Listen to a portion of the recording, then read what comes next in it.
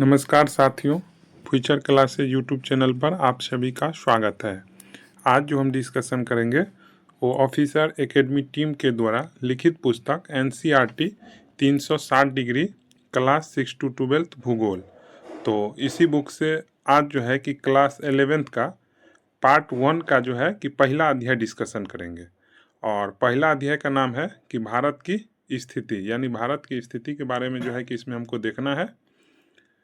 और ये जो है कि सभी एग्ज़ाम के लिए बहुत ही इम्पोर्टेंट है। और जो भी साथी जीके जीएस करंट अफेयर्स का टेस्ट देना चाहते हैं वो सभी साथी टेलीग्राम ग्रुप से जुड़ जाइए। टेलीग्राम ग्रुप का लिंक कमेंट बॉक्स में मिलेगा। तो चलिए आज की कक्षा को प्रारंभ करते हैं। तो पहला क्वेश्चन दिया हुआ है कि भारत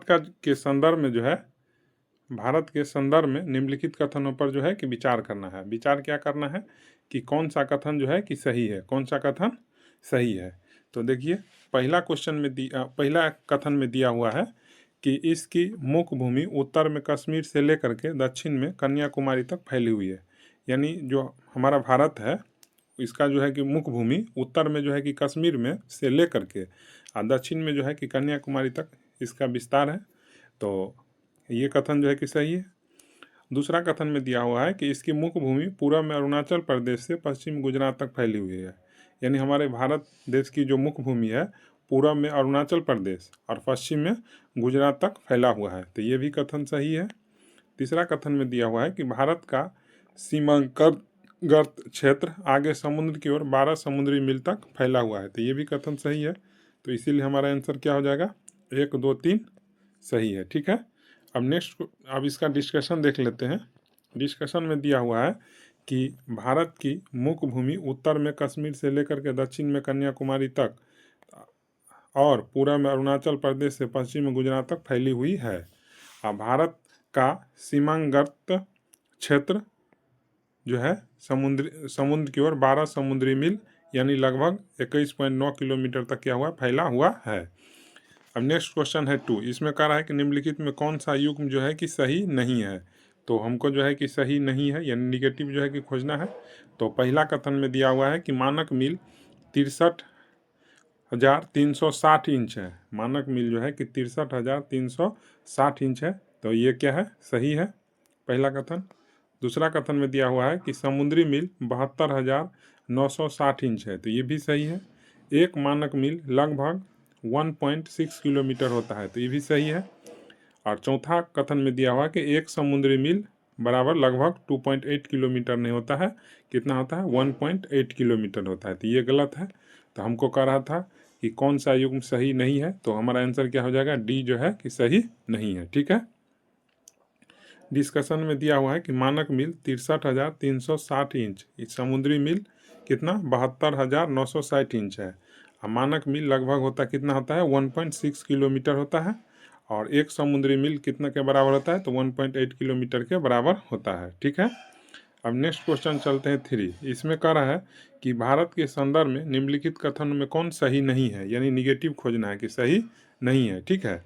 तो पहला कथन में दिया हुआ है इसकी दक्षिणी सीमा बंगाल की खाड़ी में 6 डिग्री 45 मिनट उत्तरी अक्षांश के साथ निर्धारित होती है। तो पहला कथन सही है कि जो भारत का दक्षिणी सीमा है बंगाल की खाड़ी में 6 डिग्री 45 मिनट उत्तरी अक्षांश के साथ मतलब निर्धारित होता है। और दूसरा कथन में दिया हुआ है कि इसके अक्षांशीय और देशांतरीय विस्तार की गणना करें तो ये लगभग 30 डिग्री का है। कितना है, 30 डिग्री का। यानी इसके अक्षांश से विस्तार और देशांतर विस्तार में जब डिफरेंट करेंगे तो लगभग 30 डिग्री होता है। ठीक है। तो ये भी सही है। और तीसरा कथन में है कि उत्तर से दक्षिण तक इसका विस्तार वास्तविक दूरी से 29-33 किलोमीटर नहीं है। ये उत्तर से दक्षिण नहीं है बल्कि ये पूरब से पश्चिम है। तो पहला ये जो तीसरा जो कथन में दिया हुआ है इसमें गलत दिया है कि 29-33 नहीं, यहाँ 32-14 होगा। और पूरब से पश्चिम तक इसका विस्तार जो है कि 2933 किलोमीटर होता है, जहाँ पर जो है कि 3214 दिया है। तो ये भी गलत है। तो कह रहा था मैं कौन सा कथन सही नहीं है। तो हमारा आंसर हो जाएगा सी, 3 और 4 क्या है, सही नहीं है। अब चलिए डिस्कशन में देख लेते हैं। डिस्कशन में दिया हुआ है कि हमारे देश की दक्षिणी सीमा बंगाल की खाड़ी में 6 डिग्री 45 मिनट उत्तरी अक्षांश के साथ निर्धारित होती है। यदि आप भारत के अक्षांशीय और देशांतरीय विस्तार की गणना करें तो यह लगभग 30 डिग्री है, जबकि उत्तर से दक्षिण तक इसकी वास्तविक दूरी कितना है, 3214 किलोमीटर है। और पूरब से पश्चिम तक इसका दूरी केवल कितना है, 2933 किलोमीटर है। अब नेक्स्ट क्वेश्चन है 4। इसमें कर है निम्नलिखित कथन पर विचार करिए। ठीक है, और विचार क्या करना है कि कौन सा कथन सही नहीं है, सही नहीं खोजना है। तो कह रहा है 2 अक्षांश रेखाओं के बीच की दूरी हर जगह समान नहीं रहती है। तो ये कथन में गलत दिया हुआ है कि 2 अक्षांश रेखाओं के बीच की दूरी क्या होता है, समान होता है। तो ये गलत है। ठीक है, ध्रुवों की ओर जाते समय 2 देशांतर रेखाओं के बीच की दूरी घटती जाती है। तो ये कथन सही है। तो हमको ढूंढना था कौन सा कथन सही नहीं है। तो हमारा आंसर हो जाएगा ए, केवल एक जो है कि सही नहीं है। अब डिस्कशन में दिया हुआ है कि ध्रुव की ओर जाते समय 2 देशांतर रेखाओं के बीच की दूरी घटती जाती है, जबकि 2 अक्षांश रेखाओं के बीच की दूरी हर जगह क्या होता है, एक सा रहता है। अब नेक्स्ट क्वेश्चन है 5। इसमें कह रहा है कि भारत में भू आकृति, जलवायु, मिट्टी के प्रकारों तथा प्राकृतिक वनस्पति में पाई जाने वाली भारी भिन्नता के लिए उत्तरदायी है। तो कौन सा उत्तरदायी है यह सब चीज़ के लिए, यानी भारत में भू आकृतियों, जलवायु में, मिट्टी के प्रकारों में, प्राकृतिक वनस्पति में जो भिन्नता पाई जाती है वो किस के लिए होता है। तो पहला कथन में दिया हुआ है कि भारत का दक्षिण भाग उष्णकटिबंध में स्थित है। तो ये कथन जो है कि सही है कि भारत का दक्षिण भाग जो है कि उष्णकटिबंध में स्थित है। ठीक है, और दूसरा कथन में दिया हुआ है कि भारत उत्तरी भाग उपोष्ण कटिबंध अथवा कोष्ण शीतोष्ण कटिबंध में स्थित है। तो ये भी कथन सही है। तो हमारा आंसर क्या हो जाएगा, 1 और 2 क्या है, सही है। 1 और 2 क्या है, सही है। अब चलिए इसका डिस्कशन देख लेते हैं।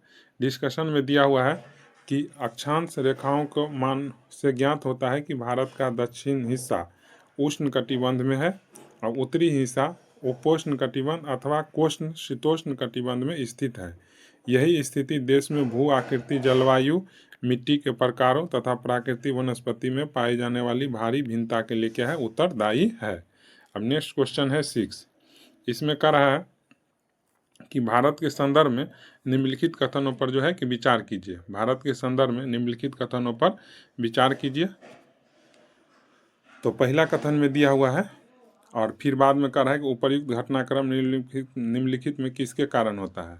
तो कह रहा है कि भारत के सबसे पूर्वी और सबसे पश्चिमी भागों के समय में लगभग 2 घंटे का अंतर पैदा होता है। तो ये किस कारण से होता है, तो ये देशांतरीय विस्तार के कारण से होता है। किस कारण से, देशांतरीय विस्तार के कारण से। तो और दूसरा कथन में जब उत्तर पूर्वी राज्यों में जैसलमेर की तुलना में सूर्य 2 घंटे पहले उदय होता है। तो ये किस कारण से, तो देशांतरीय विस्तार से।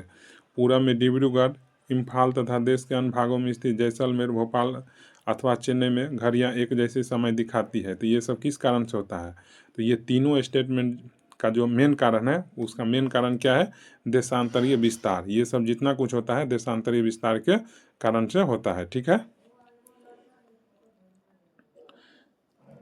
अब नेक्स्ट क्वेश्चन है 7। इसमें कह रहा है कि निम्नलिखित में किस कारण से भारत का मानक यामोत्तर जो है कि 82.5 डिग्री पूर्वी यामोत्तर को चुना गया है। तो ये क्यों चुना गया है, तो चलिए देखते हैं। कह रहा है कि 82.5 डिग्री देशांतर रेखा भारत के मध्य भाग से गुजर रहा है, इसीलिए मतलब कि जो है कि चुना गया है। तो ये जो है कि इसीलिए चुना नहीं गया है। 82.5 डिग्री देशांतर रेखा भारत के पूर्वी भाग से गुजरता है, तो ये भी नहीं है। 82.5 डिग्री देशांतर रेखा भारत के लिए शुभ माना जाता है, ऐसा भी नहीं है। तो कह रहा है कि विश्व के देशों में आपसी समझ के तहत मानक यामोत्तर को 30.5 डिग्री मैंने 7.5 डिग्री देशांतर के गुणांक पर चुना गया है। मैंने 7 डिग्री 30 मिनट देशांतर के गुणांक पर जो है कि चुना गया है।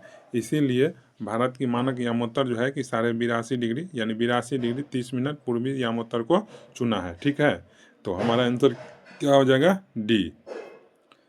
अब इसका डिस्कशन में दिया हुआ है कि विश्व के देशों में आपसी समझ के तहत मानक यामोत्तर को 7 डिग्री 30 मिनट देशांतर के गुणांक पर चुना जाता है। यही कारण है कि 82 डिग्री 30 मिनट पूर्वी यामोत्तर को भारत की मानक यामोत्तर चुना गया है।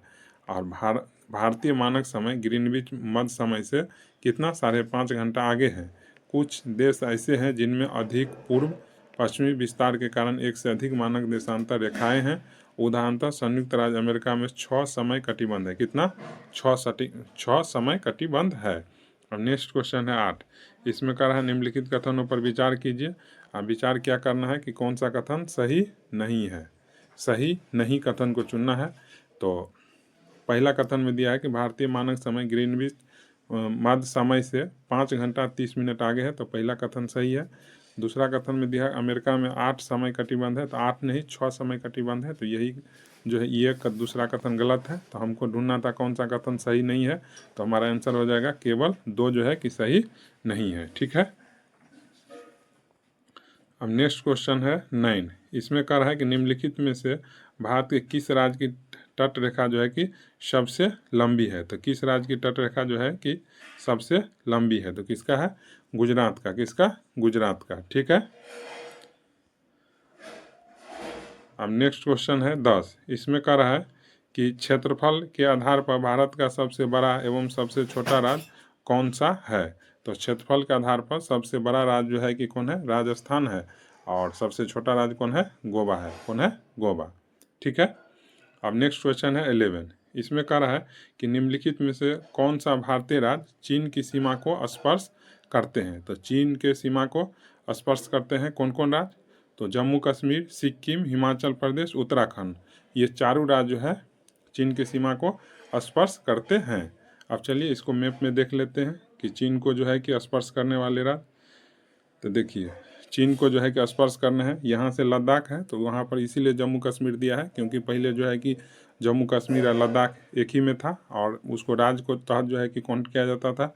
लेकिन अब जो है कि इसको केंद्र शासित में डिवाइड कर दिया है, तो यानी लद्दाख हो गया ऊपर में। इसके नीचा चलते हैं तो हिमाचल प्रदेश, उसके नीचा चलते हैं तो उत्तराखंड। ठीक है।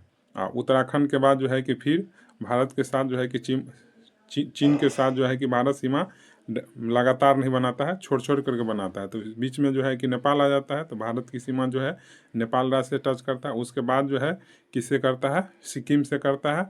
और फिर जो है पूरब साइड में जाएंगे तो अरुणाचल प्रदेश से करेगा।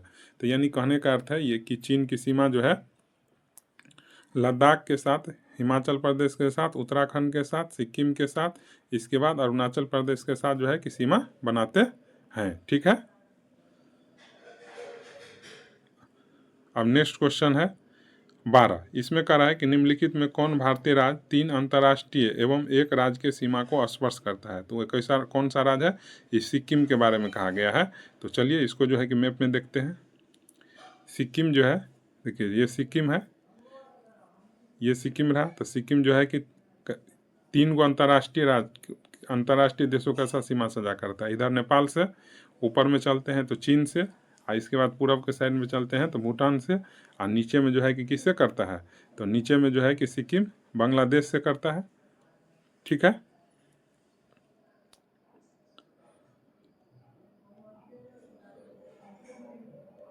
अब नेक्स्ट क्वेश्चन है 13। इसमें कह रहा है कि उत्तराखंड, उत्तर प्रदेश, बिहार, पश्चिम बंगाल और सिक्किम राज्य की सीमा किस देश को छूती है। तो किस देश को? नेपाल को। ठीक है।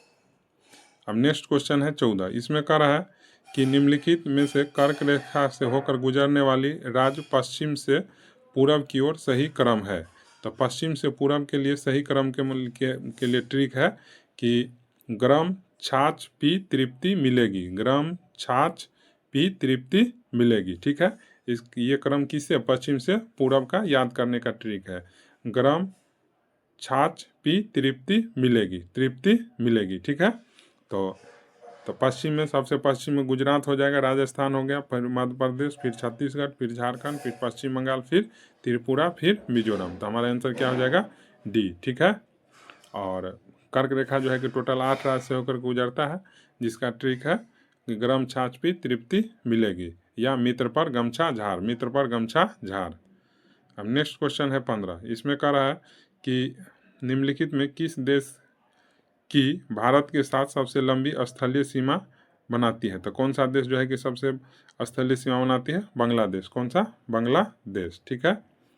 अब नेक्स्ट क्वेश्चन है 16। इसमें कह रहा है कि निम्नलिखित कथनों पर विचार कीजिए। कह रहा है विचार क्या करना है, कौन सा कथन सही है। तो कह रहा है भारत विश्व का 7वां बड़ा देश है। तो सही है कि भारत विश्व का जो है कि क्या है? 7वां बड़ा देश है। ठीक है। फिर कह रहा है कि भारत का क्षेत्रफल 32.8 लाख वर्ग किलोमीटर, ये तो सही है, जो विश्व के स्थलीय धरातल का 3.4% भाग है। तो 3.4 नहीं बल्कि 2.4% है, तो इसीलिए ये गलत है। तो हमको कह रहा था कौन सा कथन सही है, तो हमारा आंसर क्या हो जाएगा, केवल एक। ठीक है। नेक्स्ट क्वेश्चन है 17। इसमें कह रहा है कि भारत के संदर्भ में निम्नलिखित कथनों पर विचार कीजिए। विचार क्या करना है कि कौन सा कथन जो है कि सही है, कौन सा कथन सही है। तो चलिए देखते हैं। पहला कथन में दिया हुआ है कि इसके उत्तर में ऊंचे पर्वत जैसे कि गंगा, ब्रह्मपुत्र, महानदी, कृष्णा, गोदावरी और कावेरी जैसी बड़ी नदियां हैं। तो ये कथन क्या है कि सही है कि भारत के उत्तर में जो है कि ऊंचे पर्वत गंगा, ब्रह्मपुत्र, महानदी, कृष्णा, गोदावरी, कावेरी जैसी बड़ी नदियां हैं। ठीक है। और दूसरा कथन में है कि इसके उत्तर पूर्वी और दक्षिण भाग में वन आच्छादित पहाड़ियाँ हैं, जबकि मरुस्थलीय में रेत के विस्तृत फैलाव है। तो ये भी सही है। तीसरा कथन में दिया है कि उत्तर में हिमालय पर्वत, उत्तर पश्चिम में हिंदू कुश व सुलेमान श्रेणियाँ, उत्तर पूर्व में पूर्वांचल पहाड़ियों अवस्थित है। ये भी सही है। इसके दक्षिण में विशाल हिंद महासागर से सीमांकित एक विशाल भौगोलिक इकाई है। तो ये भी सही है। तो हमारा आंसर क्या हो जाएगा, 1 2 3 4 सही है। 1 2 3 4 सही है। अब इसका डिस्कशन देख लेते हैं। तो डिस्कशन में दिया हुआ है कि उत्तर में ऊंचे पर्वत गंगा, ब्रह्मपुत्र, महानदी, कृष्णा, गोदावरी और कावेरी जैसी बड़ी नदियां हैं। उत्तर पूर्वी और दक्षिण भारत में वनाच्छादित पहाड़ियां हैं, जबकि मरुस्थल में रेत के विस्तृत फैलाव है। उत्तर में हिमालय पर्वत, उत्तर पश्चिम में हिंदू कुश व सुलेमान श्रेणियाँ, उत्तर पूर्वी में पूर्वांचल पहाड़ियाँ, दक्षिण में विशाल हिंद महासागर से सीमांकित एक बृहद भौगोलिक इकाई है जिसे भारतीय उपमहाद्वीप कहा जाता है। ठीक है। अब नेक्स्ट क्वेश्चन है 18। इसमें कह रहा है निम्नलिखित में कौन सा देश भारतीय उपमहाद्वीप में शामिल है। कौन सा देश, तो भारत है भी शामिल है भारतीय उपमहाद्वीप में, बांग्लादेश भी है, भारत पाकिस्तान भी है, नेपाल भूटान भी है। तो हमारा आंसर क्या हो जाएगा, 1 2 3 4 सब सही है। अब डिस्कशन में दिया हुआ है कि उत्तर में हिमालय पर्वत, उत्तर पश्चिम में हिंदू कुश व सुलेमान श्रेणियाँ, उत्तर पूर्व में पूर्वांचल पहाड़ियाँ, दक्षिण में विशाल हिंद महासागर से सीमांकित एक बृहद भौगोलिक इकाई है जिसे भारतीय उपमहाद्वीप कहा जाता है। इसमें पाकिस्तान, नेपाल, भूटान, बांग्लादेश और भारत आते हैं। कौन कौन, पाकिस्तान, नेपाल, भूटान, बांग्लादेश, भारत। अब नेक्स्ट क्वेश्चन है 19। इसमें कह रहा है कि निम्नलिखित कथनों पर विचार कीजिए और विचार क्या करना है, कौन सा कथन सही है। पहला कथन में दिया कि भारत का प्रायद्वीपीय भाग हिंद महासागर की ओर उभरा हुआ है। तो सही है। भारत की संपूर्ण तटरेखा द्वीप समेत 7517 किलोमीटर पर विस्तृत है। तो ये भी सही है। तो हमारा आंसर क्या हो जाएगा कि 1 और 2 क्या है, सही है। अब नेक्स्ट क्वेश्चन है 20। इसमें कह रहा है निम्नलिखित कथनों पर विचार कीजिए। विचार करना क्या है कि कौन सा कथन जो है कि सही है, कौन सा कथन सही है। ठीक है। तो पहला कथन में दिया हो कि भारत एशिया महाद्वीप के दक्षिण मध्य भाग में स्थित है। तो ये कथन सही है कि भारत जो है कि एशिया महाद्वीप के दक्षिण भाग में स्थित है। भारत के पश्चिम में बंगाल की खाड़ी और पूर्व में अरब सागर है। तो ये गलत है। ठीक है। और तीसरा कथन में दिया हुआ है कि बंगाल की खाड़ी अरब सागर हिंद महासागर के साथ सीमा बनाती है। तो ये कथन सही है कि जो बंगाल की खाड़ी है वो अरब सागर और हिंद महासागर के साथ सीमा बनाती है। तो हमारा आंसर को क्या हो जाएगा, 1 और 3 सही है, 2 गलत था। अब डिस्कशन में देख लेते हैं। डिस्कशन में दिया हुआ है भारत एशिया महाद्वीप के दक्षिण मध्य भाग में स्थित है और बंगाल की खाड़ी और अरब सागर के रूप में विस्तृत इन दोनों भुजाएं हिंद महासागर के साथ सीमा बनाती है। प्रायद्वीपीय भारत की समुद्रिक स्थिति की वजह से ही भारत समुद्री व वायु मार्ग द्वारा अपने पड़ोसी क्षेत्रों से क्या है, जुड़ा हुआ है। अब नेक्स्ट क्वेश्चन है 21। इसमें कह रहा है कि निम्नलिखित में से कौन सा कथन सही है। ठीक है। कह रहा है श्रीलंका, मालदीव हिंद महासागर में स्थित 2 द्वीपीय देश है जो भारत के पड़ोसी है। तो सही बात है कि श्रीलंका और मालदीव जो है कि हिंद महासागर में स्थित 2 देश है जो भारत के पड़ोसी है। श्रीलंका भारत से मन्नार की खाड़ी और पाक जल संधि द्वारा अलग हुआ है। तो ये भी सही है कि श्रीलंका जो है कि भारत से मन्नार की खाड़ी या पाक जल संधि द्वारा अलग हुआ है। तो हमारा आंसर क्या हो जाएगा, 1 और 2 दोनों सही है। ठीक है। तो इस तरह आज का डिस्कशन हो गया। आशा करते हैं आप सभी साथियों को अच्छा लगा होगा। अच्छा लगा हो तो चैनल को सब्सक्राइब कीजिए, लाइक कीजिए, अपने दोस्तों को पास शेयर कीजिए। धन्यवाद।